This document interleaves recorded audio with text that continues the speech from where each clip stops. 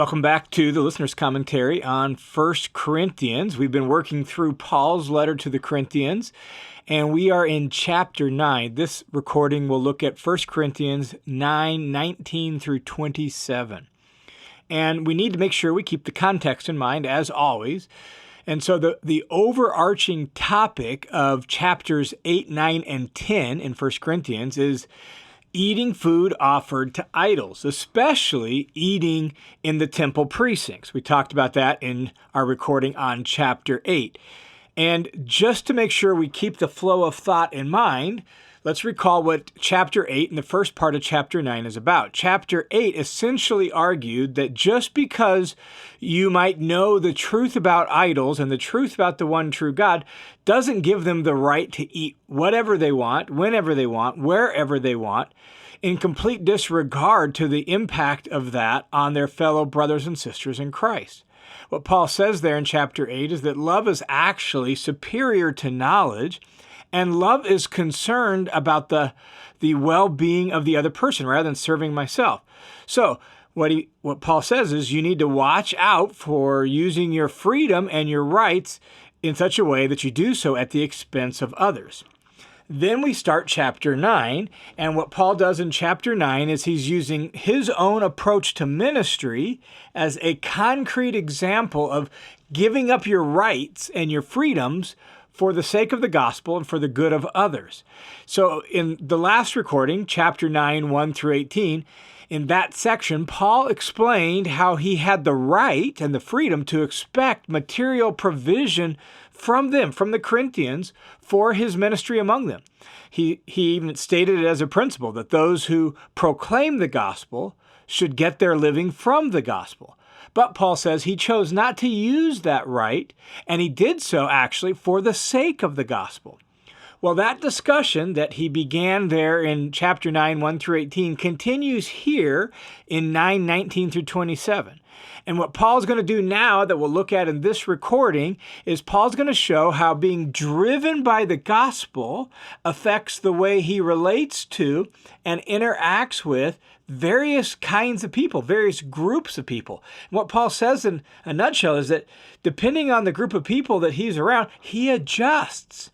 Because he's driven by what's best for the gospel and the good of others, he adjusts his behaviors and his practices with the hope that he might gain some of them for the sake of the gospel. And that's what he wants the Corinthians to learn from his example. And that's what he wants us to learn from his example as well. So, at the end of chapter 9, verse 18, Paul said that he had chosen to offer the gospel free of charge, without charge, so as not to make full use of my right in the gospel. That's what he says in 9:18. He continues here in 9:19 by saying, "For though I am free from all people, I've made myself a slave to all so that I might gain more."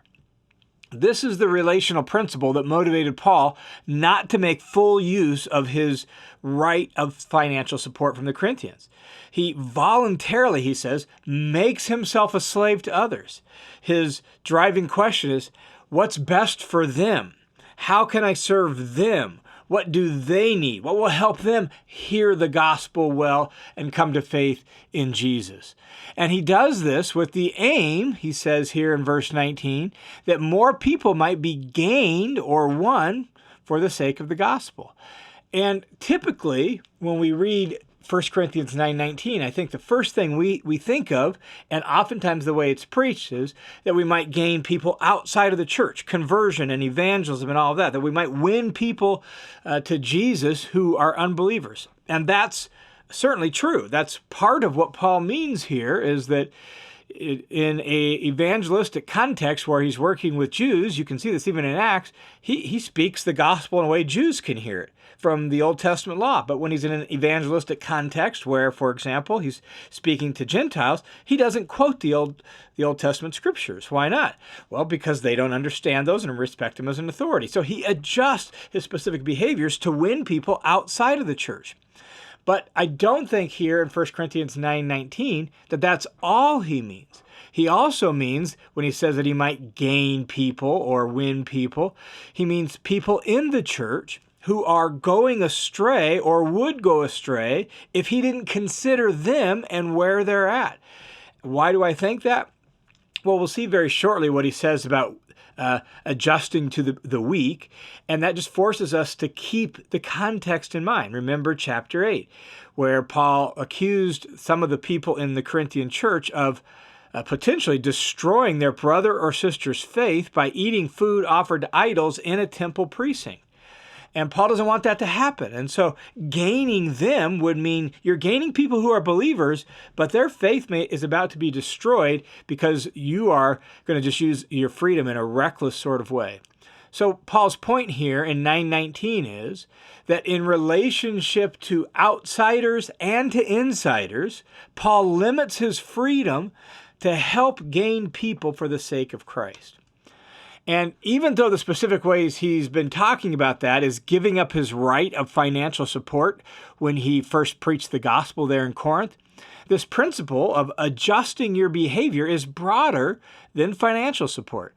So it causes Paul to consider, well, what's best for others in lots of ways as he carries out his ministry.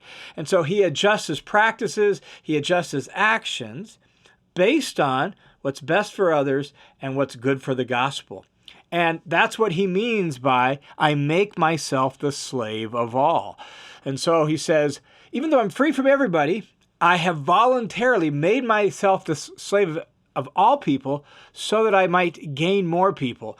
And then in the next several verses here in chapter 9, what Paul does is he amplifies this. And so he says in verse 20, here's one way I adjust. To the Jews, I became as a Jew so that I might gain Jews. In other words, in a Jewish context, when working with both Jewish unbelievers and even new Jewish converts, Paul doesn't mind acting like a Jew. He'll eat their food, he'll follow their customs so as to gain the Jews.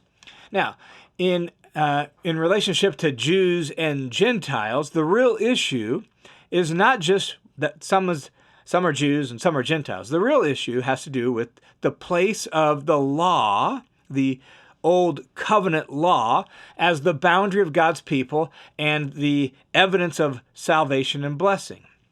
That's the real issue, is the law.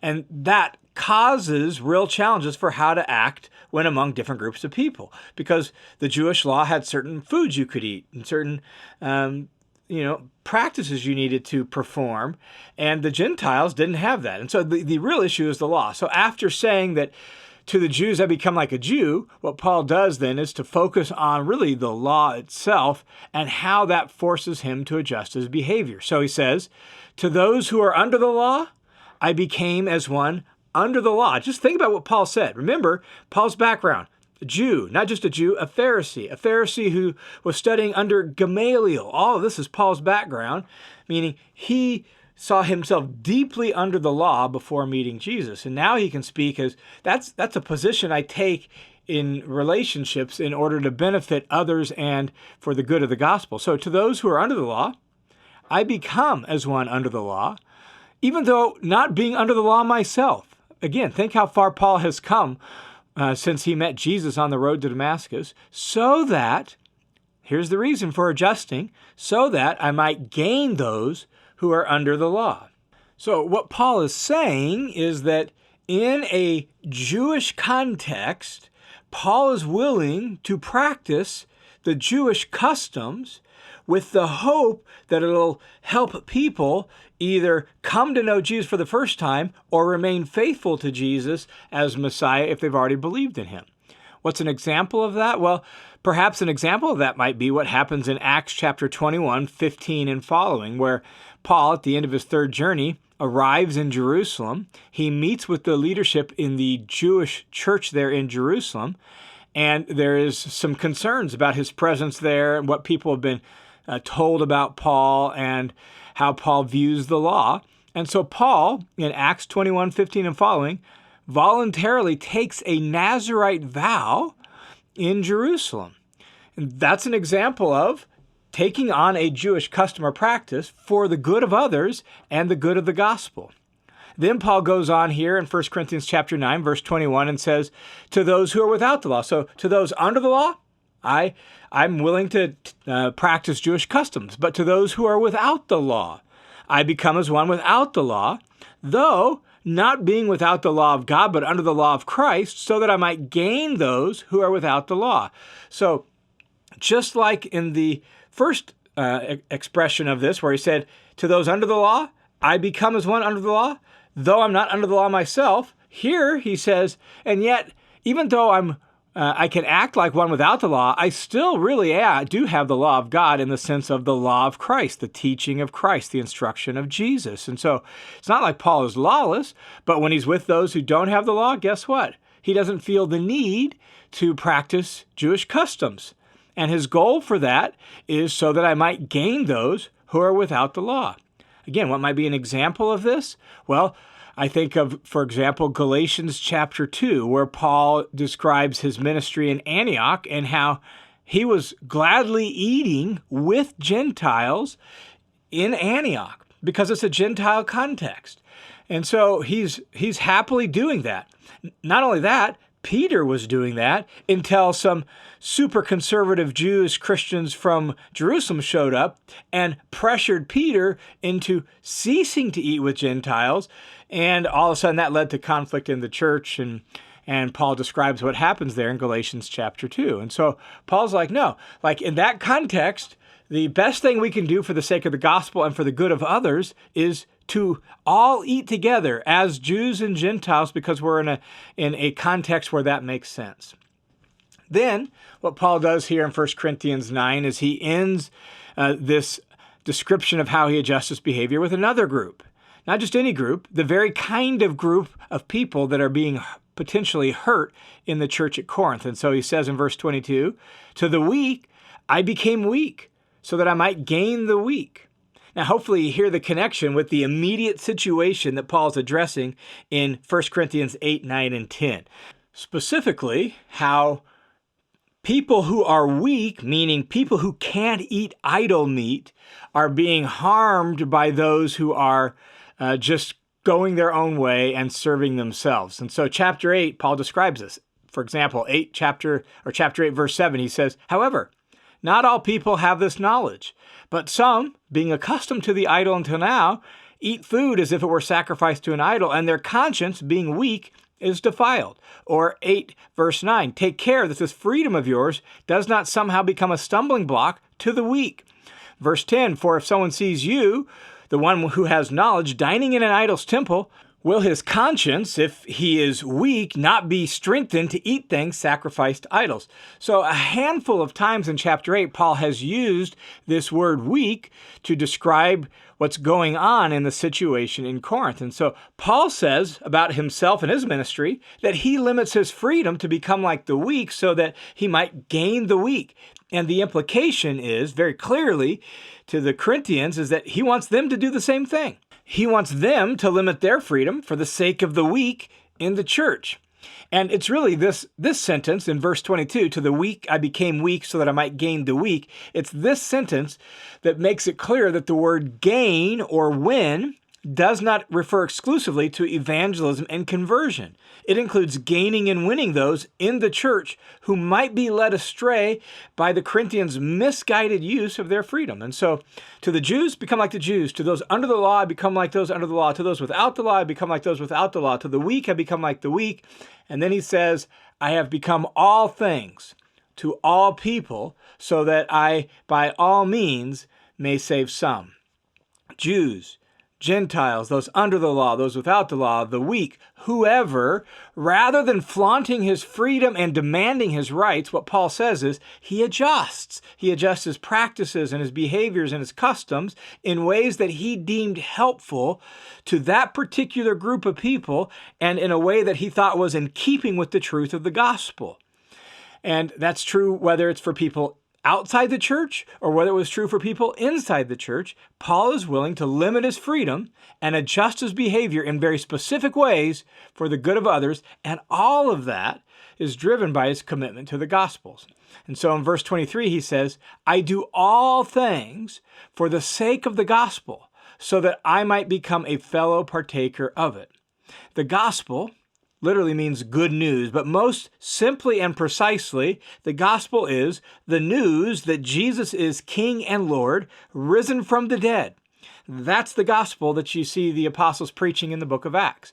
And the implications of that truth for Paul and the apostles is huge. For Paul, it causes him to adjust his behavior to help people be drawn to Christ or remain faithful to Christ. In fact, the gospel shapes everything that Paul does with his life. And he says it shapes everything and drives everything so that he might partake of the gospel. What does that mean? Partake of the gospel.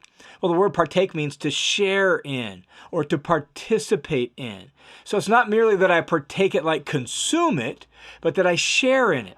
I participate in this grand, liberating, world-changing news that Jesus is the King, Messiah, Lord of all. And that includes in participating in the blessings and benefits and results of it.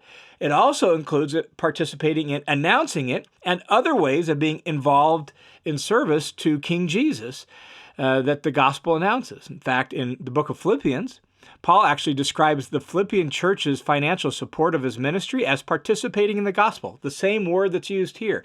And so Paul says, I make my whole life about the gospel because I want to participate in the gospel.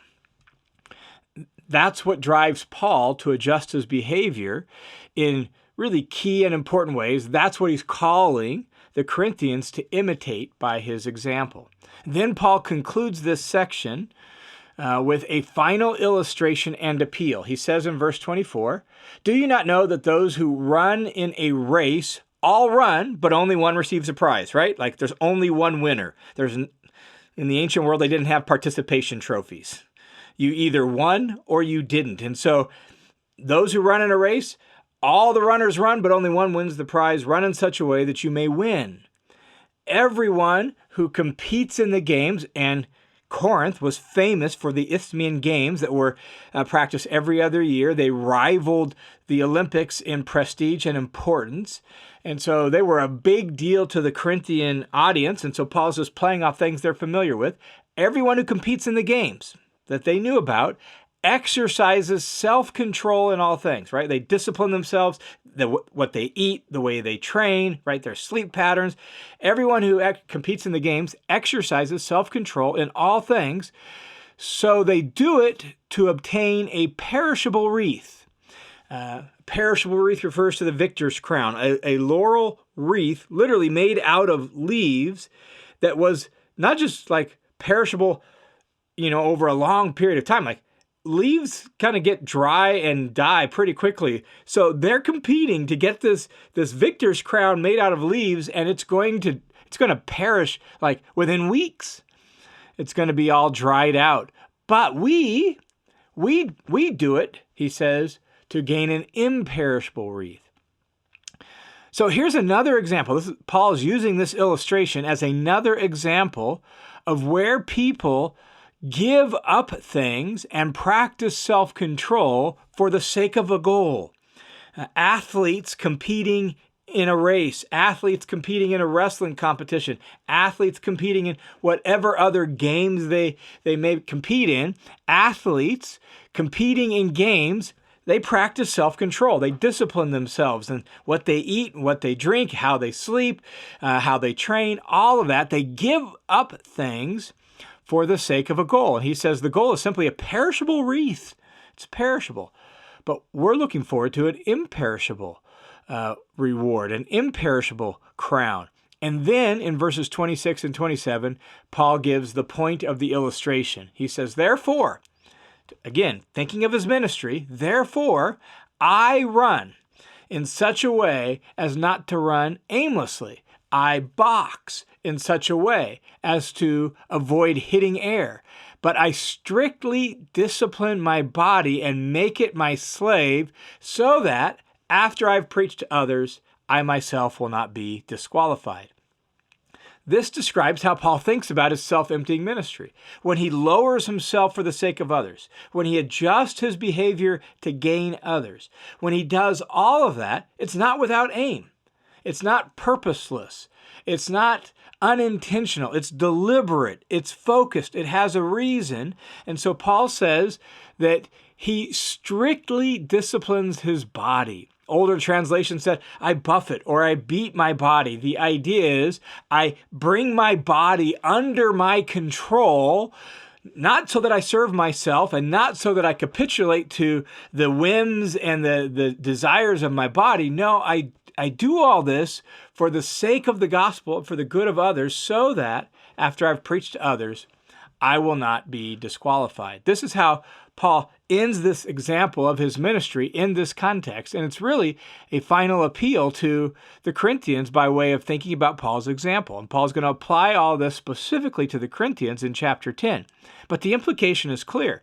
You, because you're looking forward to an eternal victor's crown, you need to discipline yourself.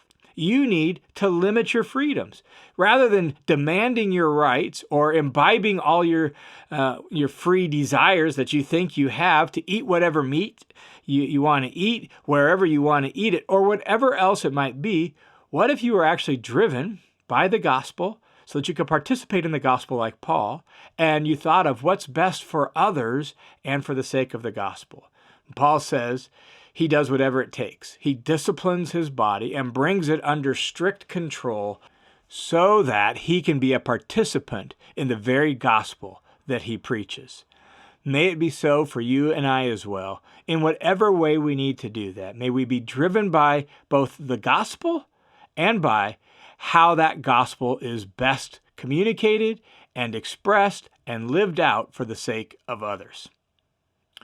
Hey, thanks for tuning into this session of the Listener's Commentary. The Listener's Commentary is a listener-supported, crowd-funded Bible teaching project made possible by the generous support of all sorts of people just like you. So thanks a ton for your support. If you want to join the team of supporters, the best way to do that is to go to listenerscommentary.com, listenerscommentary.com, click the Give button, and you can then put in a donation amount. There's a little checkbox that says, make this a monthly donation. And you can make a recurring monthly donation, or if you want to do a one-time gift, you can do it right there as well. And all those donations are received in partnership with World Family Mission, a registered nonprofit. So thanks a ton for your support. God bless you for it.